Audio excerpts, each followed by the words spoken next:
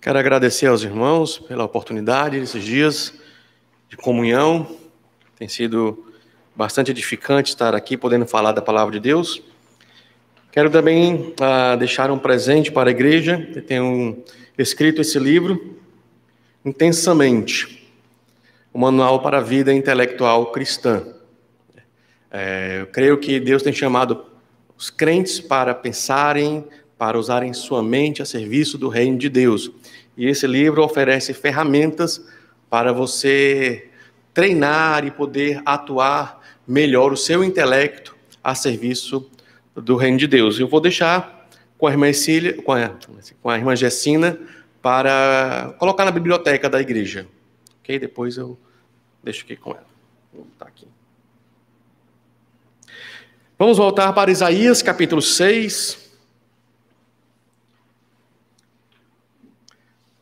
Hoje nós vamos trabalhar duas questões que são muito importantes, não só apenas na questão do chamado, mas na obra missionária como um todo, no que diz respeito à mensagem do Evangelho, conteúdo, e como transmitir essa mensagem. É fundamental que aquele que é chamado para comunicar a mensagem do Evangelho esteja bem afinado com esta mensagem, esteja de acordo, submisso a essa mensagem e comunique essa mensagem da forma correta. Nós vamos ver que atualmente a mensagem da palavra de Deus tem sofrido críticas e críticas de dentro, críticas de pastores, críticas de líderes evangélicos em nosso país, querendo alterar, o conteúdo dessa mensagem. E isso é muito perigoso para a obra missionária como um todo.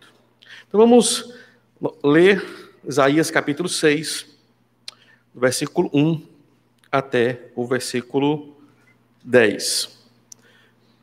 No ano da morte do rei Uzias, eu vi o Senhor assentado sobre um alto e sublime trono, e as abas de suas vestes enchiam o templo.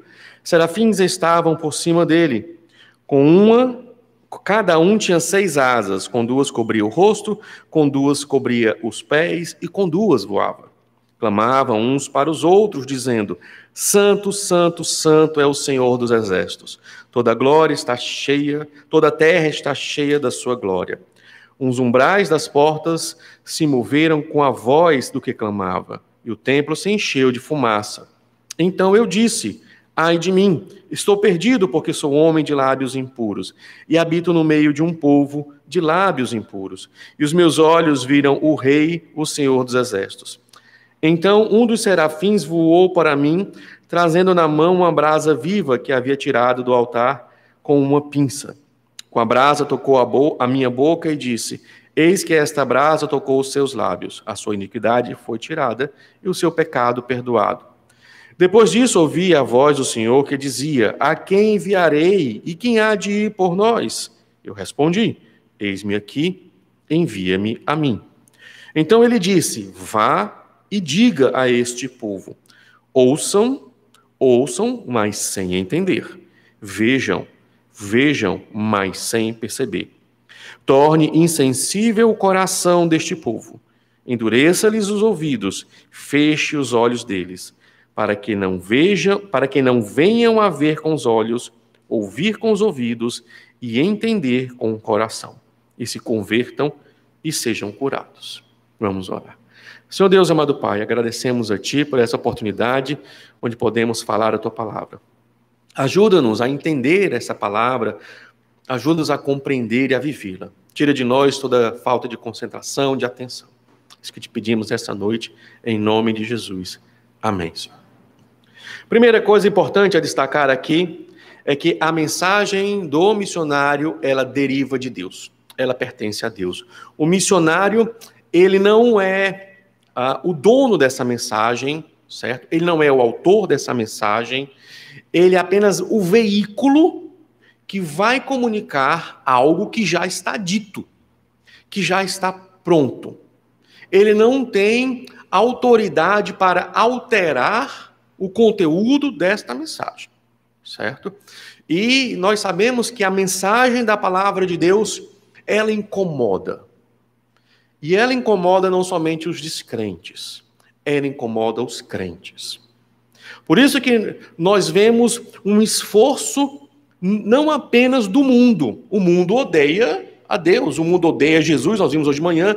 Então o mundo não aceita a palavra de Deus, o mundo não concorda com os valores, com os ensinos da palavra de Deus. Mas isso já era esperado, isso já está dito na palavra de Deus, pelos próprios Senhor Jesus Cristo. O que às vezes nos choca é perceber que aqueles que deveriam estar do lado da palavra de Deus, pastores, teólogos, líderes evangélicos, muitas vezes estão também aliados ao mundo, tentando subverter o conteúdo da palavra de Deus, tentando alterar a mensagem da palavra de Deus. Com que finalidade? Com o fim de agradar a cultura na qual eles vivem, a sociedade na qual eles vivem. É o que nós falamos hoje de manhã. Nessa tentativa de ser amigo do mundo, se sacrifica a palavra de Deus.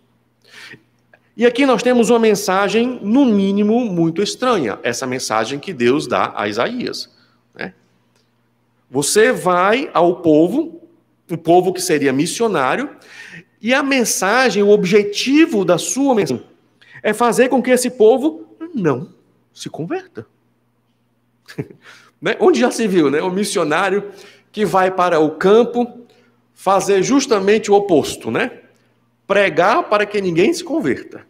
Ele vai pregar o evangelho. Você vai ler Isaías, você vê o evangelho ali declarado em Isaías. Né? Ele vai pregar a palavra de Deus, mas ele já sabe de antemão que a pregação dele não vai gerar convertidos. A pregação dele vai gerar o oposto. Eles vão ouvir, mas não vão entender. Né? Eles não vão se converter e não vão ser curados. Quanto mais Isaías pregar, mais endurecimento no coração dessas pessoas vai acontecer, vai haver. Então, é a mensagem de Deus. Isaías não tem que questionar. É a vontade de Deus. É o que Deus tem para o seu povo naquele momento. Né? Deus apenas diz, vá e diga. Deus não pergunta a Isaías, Isaías, você acha que essa seria uma boa mensagem para o povo de Israel? Eu queria ouvir um pouco da sua opinião. Não. Não cabe ao missionário questionar o conteúdo da mensagem. Cabe ao missionário exclusivamente ir e falar o que está dito. Ponto. Né? Ele não é convidado a criticar a mensagem. Não, essa mensagem é muito dura. Se você for analisar, estudar a história de missões, você vai ver que houve missionários que disseram assim, não, o Antigo Testamento tem histórias muito violentas. Então é importante que esse povo não escute o Antigo Testamento, porque ele pode ficar violento também. Então vamos falar só do Novo Testamento. Você não tem autoridade para isso. Nenhum missionário tem autoridade para isso. O que nós temos de Deus está de Gênesis a Apocalipse. E é isso que tem que ser comunicado. Todo o intento de Deus, de Gênesis a Apocalipse. Ok? Mas por que Deus deu essa mensagem dura? Primeiro, precisamos entender quem é Israel. Isaías capítulo 1, versículo 5 a 6, o profeta vai descrever que povo é esse, como é que está a situação do povo de Deus. Isaías capítulo 1, versículos 5 e 6. Por que vocês insistem em ser castigados? Por que continuam em rebeldia? Toda a cabeça está doente, todo o coração está enfermo. Desde a planta do pé até o alto da cabeça não há nada são, a não ser feridas, contusões e chagas abertas, umas e outras que não foram limpas, nem atadas, nem tratadas com azeite. O que Isaías está falando? Ele está falando da situação espiritual de Israel. Ou seja, Israel, como um corpo, está todo doente. Totalmente. Uma nação idólatra. Uma nação que está em rebeldia constante, proposital, declarada contra o seu Deus. Então, esse é Israel. Não é o Israel que deveria estar servindo, que deveria ser luz, que deveria levar a glória de Deus aos confins da terra. Não. Esse Israel, a palavra de Deus vai dizer, se tornou pior do que as nações. Nós vimos em Deuteronômio que Israel deveria ser um modelo, um exemplo. A glória de Deus brilharia em Israel e as nações veriam isso.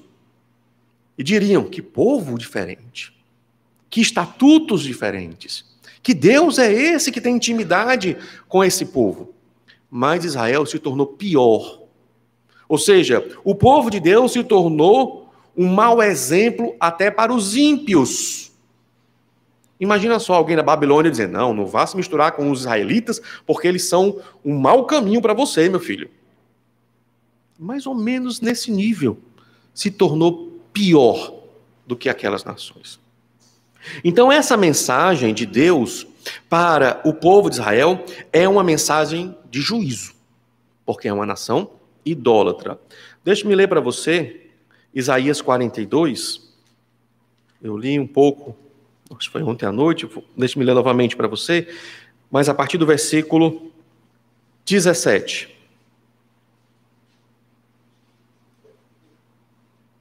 Retrocederão e ficarão cobertos de vergonha os que confiam em imagens de escultura e que dizem às imagens de fundição, vocês são os nossos deuses. Então Israel é uma nação idólatra, é uma nação que paganizou-se.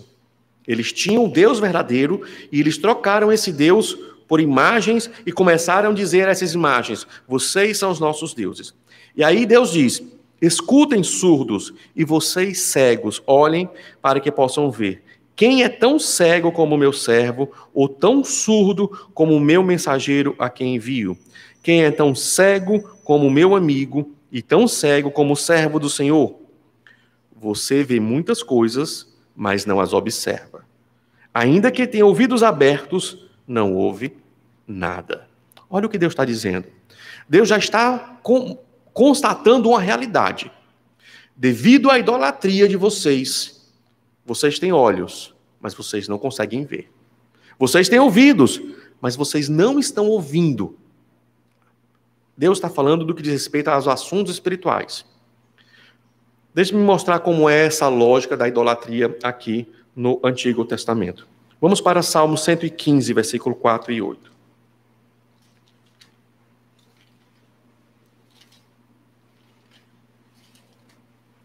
Salmo 115, versículo 4 até o versículo 8. Os ídolos das nações são prata e ouro, obra de mãos humanas. Tem boca, mas não fala. Tem olhos e não veem. Tem ouvidos e não ouvem. Tem nariz e não cheiram. Tem mãos e não apalpam. Tem pés e não andam. Som nenhum lhe sai da garganta. Aí olha o que diz no versículo 8. Isso é importante para você entender o que Deus está fazendo aqui em Isaías. Tornem-se semelhantes a eles os que os fazem, e todos os que neles confiam. Olha só. A mensagem de Deus para os idólatras é: você vai se tornar semelhante ao seu ídolo. Como é um ídolo? Tem olho, mas não vê. Tem ouvido, mas não ouve. Então, aquele que é idólatra vai se tornar semelhante ao seu ídolo. Você vai ver, mas não vai ver de verdade. Você vai ouvir, mas você não vai entender de verdade. Olha o que é dito em 2 Reis, capítulo 17. Deixa eu ler para você. 2 Reis, capítulo 17, versículo 15. Rejeitaram os estatutos e a aliança que Deus tinha feito com os pais deles. Desprezaram as suas advertências. Seguiram os ídolos sem valor. E assim, eles mesmos se tornaram sem valor. Seguiram as nações que estavam ao redor deles, das quais o Senhor lhes havia ordenado que não as imitassem. Desprezaram todos os mandamentos do Senhor, seu Deus, e fizeram para si imagem de fundição, 2 bezerros, fizeram poste da deusa Azerá, adoraram todo o exército do céu e serviram Baal. Então, olha o que Deus está dizendo. Vocês seguiram os ídolos sem valor. Vocês se tornaram exatamente iguais aos ídolos sem valor. Então, a mensagem, quando nós olhamos agora, à luz desse contexto de como Deus trata os idólatras, nós entendemos essa mensagem do versículo 10. Deus está dizendo para Isaías, esse povo é um povo idólatra. O que eu tenho para esse povo idólatra é tratá-los como os seus ídolos. Eles vão ser exatamente iguais àquilo que eles adoram. O que são os ídolos?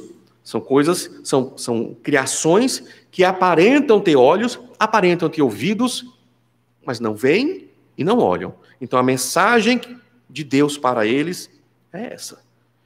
Torne-lhe sensível o coração deste povo, endureça-lhe os ouvidos, feche os olhos deles, para que não venham a ver com os olhos, ouvir com os ouvidos, entender com o coração e se convertam e sejam curados. É uma mensagem de juízo. É uma mensagem dura. É uma mensagem dura. Isaías entendeu que não era uma mensagem fácil. É tanto que ele pergunta a Deus. Ele não questiona a mensagem, mas ele pergunta. Então eu perguntei, até quando, Senhor?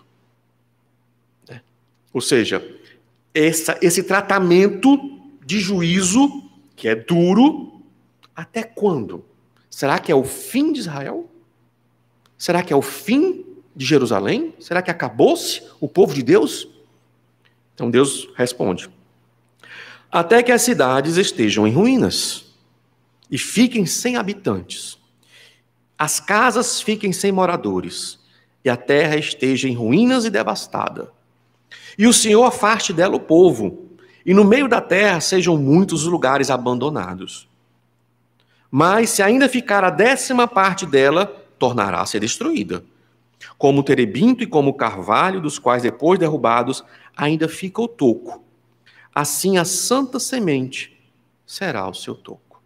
Deus está dizendo, Israel, no caso aqui Judá, porque as 10 tribos do norte já tinham sido conquistadas e devastadas pelo Império Assírio, mas Judá também será destruída. Né? E provavelmente aqui está se referindo ao cativeiro babilônico. Não vai ficar ninguém aqui, os que ficarem também serão mortos pela peste ou pela espada, a miséria vai reinar. Né? Jeremias relata coisas terríveis de mães comendo a carne dos seus filhos, ou seja, houve uma devastação total. E Deus diz, vai ficar um toco, uma sementezinha, mas não será totalmente destruído. Né? Então havia esperança. Essa sementezinha que restar, esse remanescente, é que vai dar continuidade ao povo de Deus, o povo, os judeus e o povo de Jerusalém. Mas tudo isso teria que acontecer. Ou seja, Isaías teria que dar uma mensagem dura, e junto com essa mensagem dura, Israel teria que passar por momentos de grande provação, de grande devastação, fruto da sua rebeldia, juízo divino sobre o povo de Deus. E aí, isso traz algumas implicações para nós, porque a mensagem de Deus para aqueles que permanecem rebeldes contra ele, também é de juízo, ainda hoje. Por isso que o mundo odeia Jesus. Por isso que o mundo odeia esta mensagem. Porque a mensagem do Evangelho confronta as trevas. É luz e trevas. A luz não chega, tudo bom, trevas? Vamos ser amigos. Né? Chega de inimizade. Não é assim. A luz confronta as trevas. A luz mostra que as obras das trevas são más. que é que as trevas vão fazer? Ou, desculpe, Luiz, né? Eu sei que eu estou errado, eu vou melhorar. Não, eles vão contra-atacar com tudo. É um ódio contra a luz. É o ódio contra esta mensagem.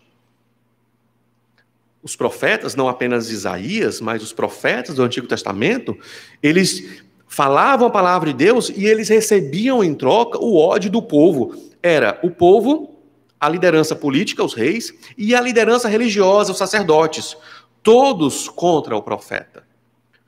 O profeta era a pedra no sapato de toda a nação de Israel. Tanto a liderança, como a liderança política, que são os reis, como a liderança religiosa, os sacerdotes, e o povo. A igreja, hoje, ela é luz, e ela acaba também sendo a pedra no sapato do mundo, que não quer ouvir a palavra de Deus. O perigo não está no mundo, mas o perigo está em pastores, né? Em pastores evangélicos, em líderes que começam a querer alterar essa mensagem para que o mundo aceite melhor esse Deus. Vou dar exemplos para você.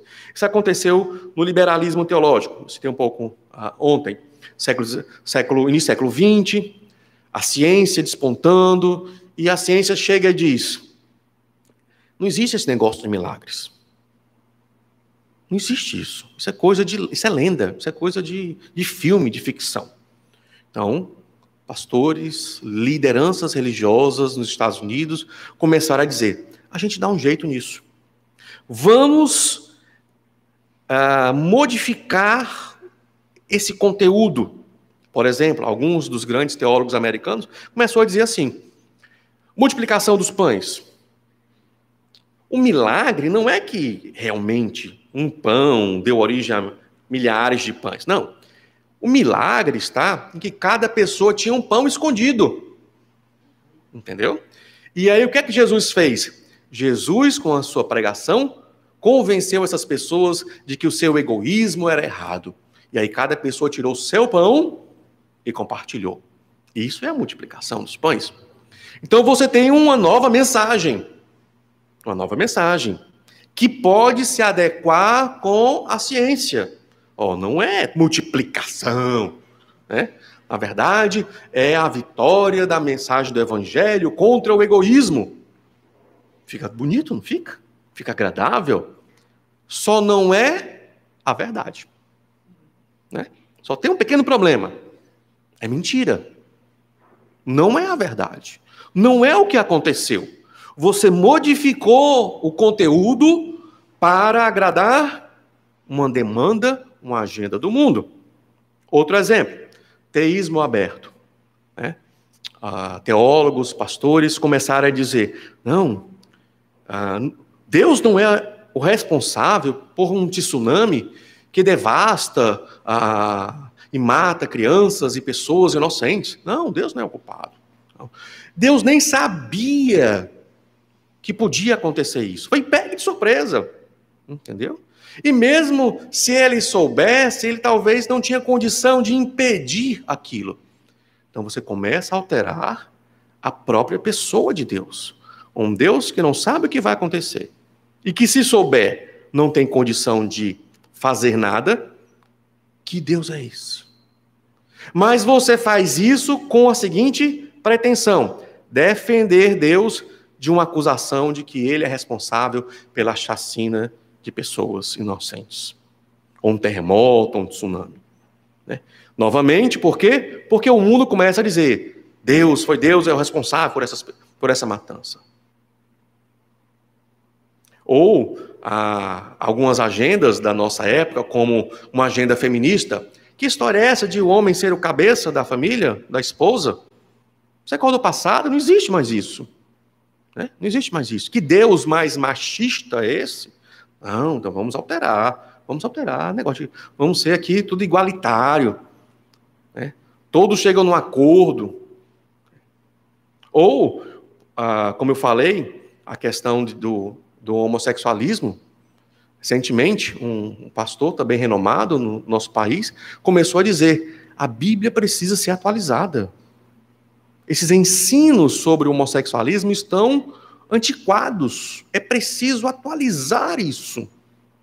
Por quê? Por causa de uma agenda do mundo, de uma minoria que precisa ser aceita também nos círculos evangélicos. Outra demanda. O Deus do Antigo Testamento que mandou fazer a chacina das chacinas, matar todo mundo da terra de Canaã. Grávido, criança. Isso é um grande problema, né? Então vamos ter que alterar também. Vamos ter que alterar tudo. Daqui a pouco vai sobrar o que da Bíblia? Se cada vez que o mundo demandar algo, eu for rasgando a página da minha Bíblia, não, tiro isso aqui. Não, tá bom, eu tiro isso aqui. O que vai sobrar da minha Bíblia? O problema é que a igreja não tem autorização para alterar nada da palavra de Deus.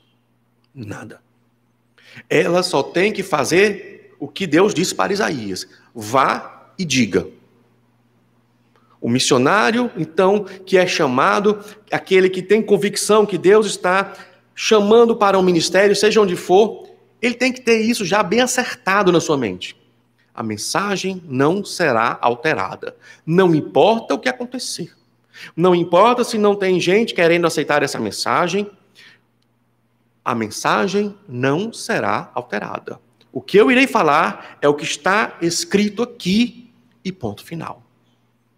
A igreja não pode ceder à pressão do mundo. O missionário não pode ceder à pressão da sua sociedade. E às vezes a própria igreja pressiona o missionário e diz assim: olha, você já está há 4 anos aí, eu quero ver batizados, eu quero ver convertidos. Aí o que é que o missionário faz? Começa a ceder essa pressão. Começa a fazer sincretismo, a aceitar práticas do povo para poder ter resultados para mostrar para a igreja, para não perder o sustento. Muito cuidado. Nós precisamos tomar muito cuidado. Tanto a igreja não pode exercer esse tipo de pressão, porque é o Espírito que determina quem e quando as pessoas vão se converter. Não é a igreja. A igreja não tem autoridade para determinar isso. 4 anos eu quero 10 convertidos e quero já uma liderança estabelecida. A igreja não tem autoridade, nem a agência missionária tem autoridade para fazer isso. Isso é uma pauta do Espírito Santo, certo? E o missionário não pode se render a esse tipo de pressão. Porque essa pressão não vem de Deus.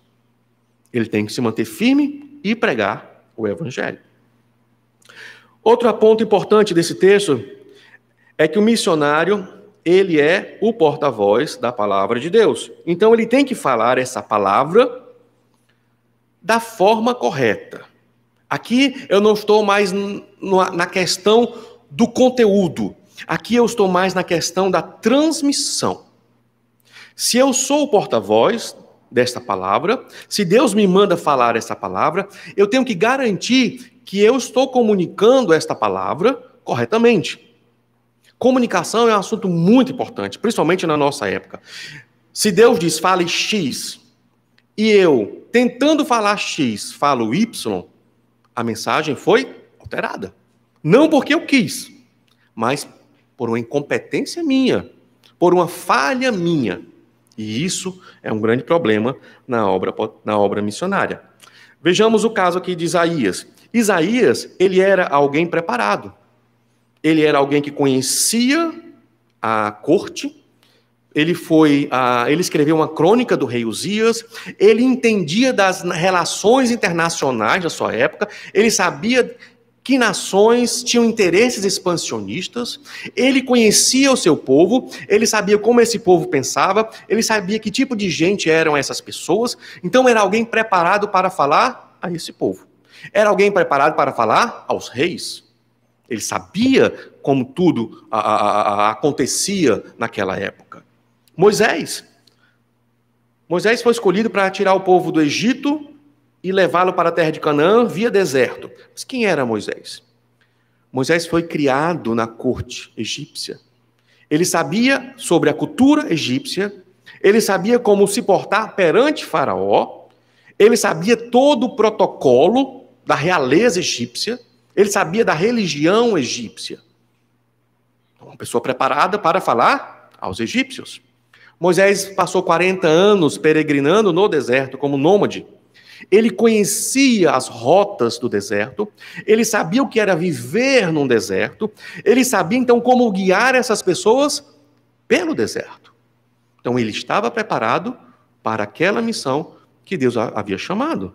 O apóstolo Paulo, podemos pensar no apóstolo Paulo, chamado para ser o apóstolo aos gentios e também pregar o evangelho aos judeus. O apóstolo Paulo conhecia toda a tradição rabínica, mas ele também conhecia, e era um cidadão romano, todo o esquema de cultura e de religião romana do mundo daquela época. Então era alguém preparado para falar aos judeus e aos gentios, né, do Império Romano. Então nós começamos a perceber que essa questão de preparo não é apenas algo como o luxo, mas é um assunto de suma importância. Deixe-me ler um pouco aqui um relato de um missionário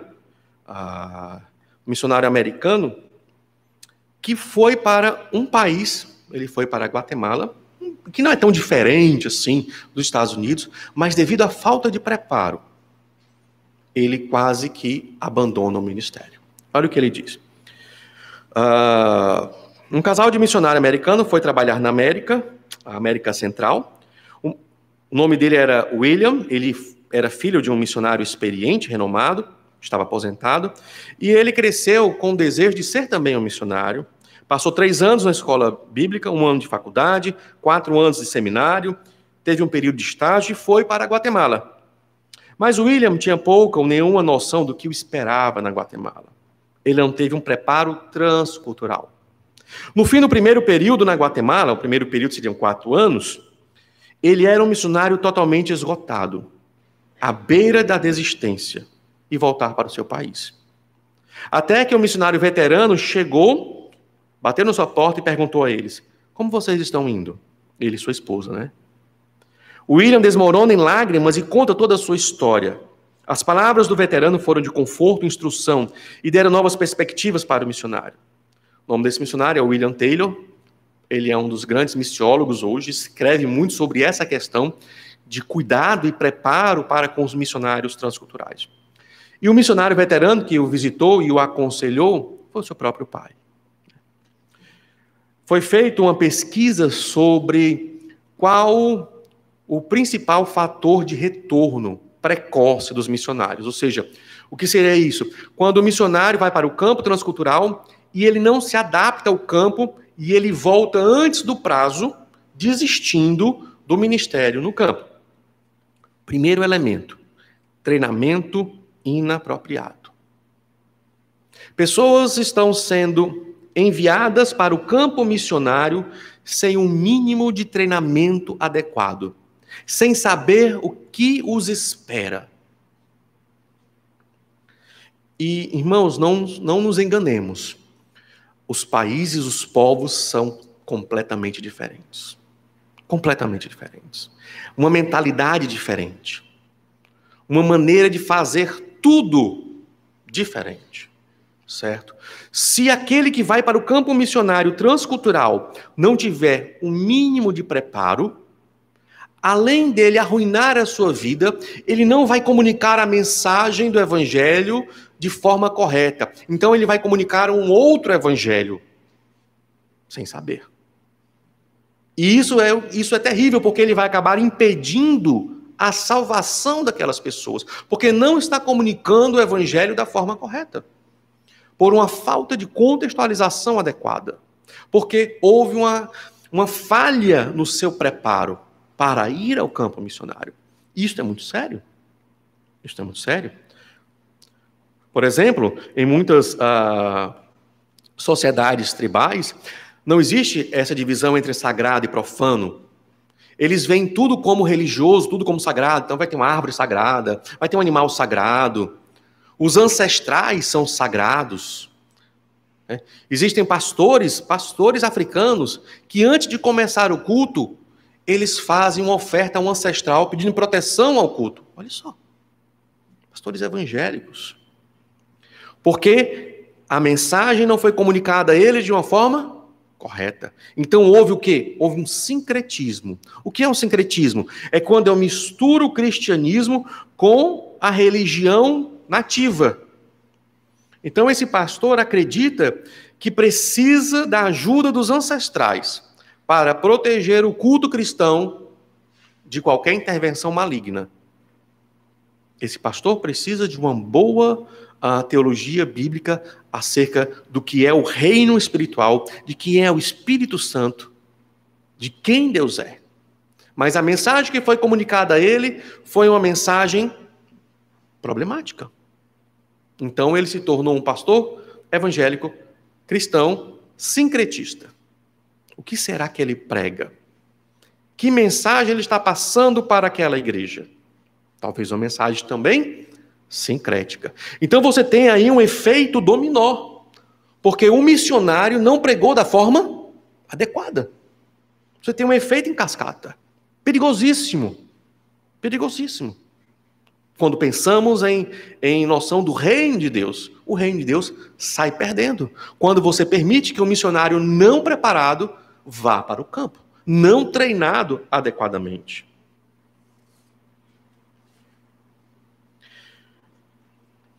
Existem algumas histórias cômicas, por exemplo, em alguns contextos, como o nosso, por exemplo, quando você coloca o nome do seu amigo no seu filho, é uma maneira de você honrar o seu amigo, né? Se algum de vocês colocar o nome do filho de vocês de Valbert, que legal, gostou do meu nome, botou no seu filho, me sinto honrado. O missionário foi fazer o mesmo num contexto africano. O que aconteceu? Gerou uma maior celeuma, uma maior complicação na tribo, porque você só pode fazer isso depois que a pessoa morrer. Se você fizer isso antes, você está dizendo claramente que você quer que ela morra. E era o cacique da tribo. Entendeu? O que é que acontece, né? O missionário colocou o seu ministério e colocou a sua vida em risco, e a da sua família, achando que estava fazendo uma homenagem para o seu amigo, o cacique. Né? Toda a tribo entendeu que o missionário queria que o cacique morresse. Né? Que o seu filho tomasse o lugar do cacique. O que é isso? Falta de instrução. Falta de instrução. E hoje em dia, nós não temos nenhuma desculpa para não ter esse tipo de instrução. Você pode aprender coisas de quase todos os lugares do mundo pela internet.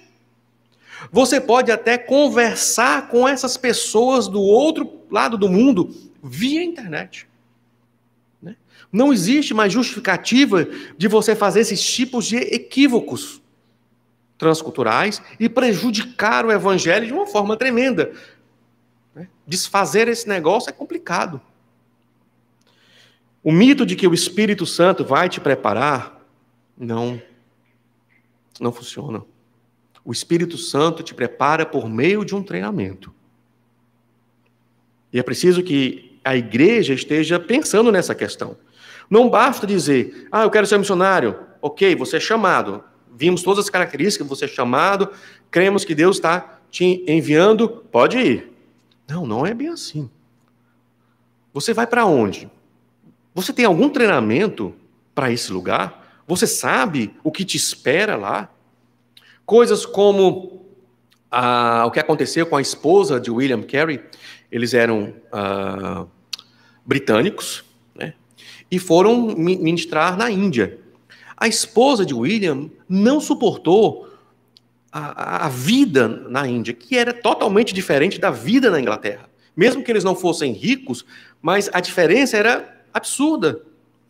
Além dela ter visto o seu filho morrer de uma doença que não tinha cura lá na Índia, né, foi demais. Ela simplesmente enlouqueceu. Ela morreu louca. Ela morreu louca. Porque ela não suportou esse choque. Isso não pode mais acontecer hoje. Certo? Isso não pode mais acontecer hoje. Porque você tem condição de saber qual é o ambiente, qual é o lugar que eu estou querendo levar a minha família. Se eu tiver que morrer pelo evangelho, eu morrerei. Mas eu não preciso morrer desnecessariamente. Esse é o ponto. Se a minha família, os meus filhos e eu, nós tivermos ser sacrificados para que o nome de Jesus seja exaltado, amém. Mas nós não precisamos morrer por nada. Só porque eu não me preparei, só porque eu não tive a competência de saber de antemão o que me esperava no campo, e isso era muito fácil saber. Hoje nós vivemos numa época globalizada, via internet, que você descobre quase tudo. Quase tudo. Em nosso seminário, vou falar aqui do seminário que eu estou coordenando no Cibima, nós fizemos mudanças curriculares porque percebemos que era importante que os pastores entendessem missões, não somente os missionários. Nós percebemos que havia uma diferença de entendimento e de conhecimento. Aquele que quer ir para a obra missionária e o seu pastor, que não entendia nada. Então nós colocamos no currículo para todos. Quem quer ser pastor, quem quer ser missionário, vai estudar isso. 1 ano só de matéria sobre missões. Nós temos uma disciplina, o ano que vem vai ser esse ano de missões, nós temos uma disciplina chamada Vida Missionária. O missionário experiente vai estar instruindo pastores, ou candidatos a pastores, e candidatos a missionários, para mostrar para eles como é a vida no campo, como é o dia a dia de um missionário transcultural. Nós temos a disciplina Contextualização, também será no ano que vem. Vamos mostrar, tanto para os pastores, como para aqueles missionários, como é difícil a tarefa de comunicar a palavra de Deus para uma outra cultura. Como contextualizar essa palavra de forma adequada e como evitar o sincretismo, que é misturar a Bíblia com a religião pagã e dessa mistura sair algo que nem é o cristianismo e nem é a religião. É uma terceira coisa. Então é necessário, nós percebemos que era necessário que pastores estivessem compreendendo isso e que missionários fossem treinados de forma adequada.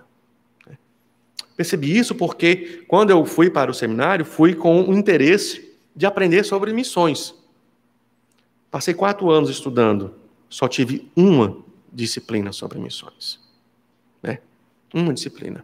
Saí frustrado e tive que fazer um mestrado em missões para poder estudar sobre esse assunto, porque eu não encontrava em nenhum seminário. Eu queria estudar sobre missões e eu não encontrava isso em canto nenhum. Então, tive que estudar em outro lugar, em outro estado, no nível de mestrado, para poder aprender isso. Quando voltei para o Ceará, fui trabalhar no Cibima, disse, não, nós vamos oferecer algo que possa servir tanto para pastores, para que eles possam entender que a obra missionária não é fácil, para que eles possam compreender que comunicar a palavra em outra cultura não é assim. Traduzir a palavra de Deus não é no estalar de dedos. E também para que os missionários possam estar preparados. Contudo, missionário, seminário ou agência missionária são apenas ferramentas. Ferramentas para a igreja. O Cibima talvez seja um alicate, uma agência missionária, como a Missão Maranata, seja uma chave de fenda. São ferramentas para que a igreja use. A igreja é a única instituição criada por Deus para enviar missionários. Ela é que é a única responsável. Em tudo isso, a igreja é quem tem que estar gerindo. Ela não pode lavar as mãos e dizer, eu enviei você para o seminário, então você te vira, agora estou te enviando para a agência missionária e você te vira. Não é assim que funciona. A igreja, ela é responsável, a única responsável final, digamos assim, por aqueles que ela envia. Então ela precisa ajudar esse candidato, levantando algumas questões básicas. Eu listei aqui alguns que vão te ajudar. Pergunta a ele, eu quero ir para Timor-Leste, por exemplo. O que você vai fazer lá? Você já tem alguma ideia do que você vai fazer lá? Pensa. O que você vai fazer lá? Como você pretende fazer isso que você quer fazer? Você sabe o que te espera lá? Você tem alguma ideia? É bom você saber. É bom você pesquisar. Você sabe como você vai se comunicar lá? Lá é a mesma língua, facilita algumas coisas, né? Mas vamos supor que seja uma língua totalmente diferente. Você sabe como se comunicar? Você sabe pelo menos uma língua intermediária? Um inglês? Né? Você não sabe nada? Qual a sua estratégia para resolver esse problema linguístico? Língua de sinais? Né? Então você tem que começar a questionar o candidato, para ele pensar. Né? Você conhece a história daquele povo? Já ouviu dizer que eles são canibais? Já assustando, o missionário. Em que aspectos eles são diferentes de nós? Será que eles são muito diferentes de nós brasileiros? O brasileiro gosta de fazer piada com tudo. Tem povo que não admite isso. Na primeira piadinha você já perdeu o seu público. Já perdeu aquele povo. Entendeu? Principalmente o cearense.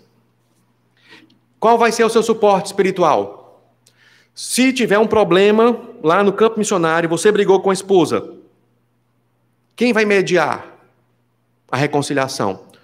Tem alguém no seu país de origem que vai te pastorear? Que vai ser o seu suporte espiritual quando você estiver com problemas? Ou vocês estão por conta própria? Estão abandonados? Não tem ninguém, se der problema é por conta, né? Existe um suporte espiritual para vocês? Existe conselheiro espiritual para vocês? Tem alguém orando por vocês? A igreja de vocês está sabendo que vocês estão aqui? Então, são questões fundamentais. Que a igreja é a responsável por fazer ao seu candidato, aquele que quer ir ao campo missionário. Sua esposa tem consciência do que ela vai passar lá? Né? Sua esposa sabe o que espera por ela? Ou ela vai descobrir na hora? Aí ela pede o divórcio e volta. Né? Teve uma história, outra história verídica, do casal de missionários americanos que foram para o campo africano, e o pajé chegou para eles e disse: olha, eu quero que vocês retornem para o país de vocês. Disse, não, nada disso, nós vamos pregar o evangelho. Aí o pajé disse assim: está vendo aquela criança? Amanhã, às 10 horas da manhã, ela vai morrer. No dia seguinte, às 10 horas da manhã, a criança morreu de uma doença. Aí o pajé olhou para o casal e disse: se você não for embora amanhã, às 10 horas, o seu filho vai morrer. A mulher olhou para o marido e disse: se você quiser ficar, você fique. Eu estou indo embora com meu filho para os Estados Unidos. Eles não estavam preparados para o poder das trevas que residia ali, naquele contexto. Eles achavam que era tudo ficção, que é tudo mentirinha, que esse negócio de pajé é tudo brincadeirinha, é tudo falcatrua, é tudo cambalacho, como no Brasil, só querendo enganar. Quando eles descobriram que funciona, a mulher simplesmente ficou apavorada. Ela voltou. E ele voltou também. Aterrorizados e envergonhados. Não tinham dito para ele que feiticeiro na África funciona.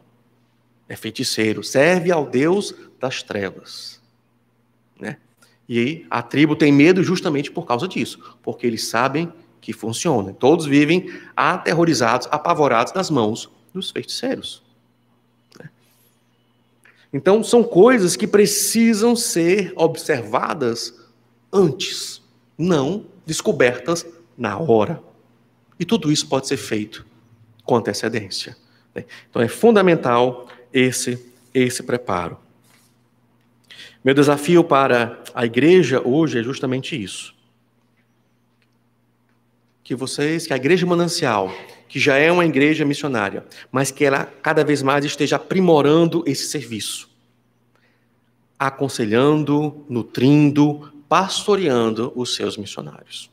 Estando juntos com eles. Como Paulo diz aos filipenses. Eles se associaram comigo no dar e receber. Ser uma sociedade, ou seja, nós somos sócios. Se você vai mal, nós vamos mal também. Nós estamos no mesmo barco. Se você tiver problemas, é porque nós também estamos tendo problemas. Se você sofre, nós sofremos. Se você chora, nós choramos. Se você se alegra, nós nos alegramos. A igreja precisa chegar junto. E a responsabilidade, quem vai prestar contas, em última instância, perante Jesus Cristo, da vida dos missionários, é a igreja. Ela é a responsável. Jesus morreu pela igreja. Ele não morreu por seminário, ele não morreu por agência missionária. A igreja é quem faz a obra acontecer pelo poder do Espírito Santo. Amém? Vamos orar, então nós estaremos encerrando. Senhor Deus, amado Pai, nós te agradecemos por tua palavra, agradecemos porque o Senhor é grandioso, maravilhoso, Senhor Deus. Teu amor nos escolheu, nos chamou e nos deu uma tarefa que dá sentido às nossas vidas, Senhor Deus. Abençoa a tua igreja, dê cada vez mais a ela visão missionária, dê cada vez mais a ela coragem, intrepidez para ir aos confins da terra. Dê sabedoria e maturidade no envio desses missionários. Essa é a nossa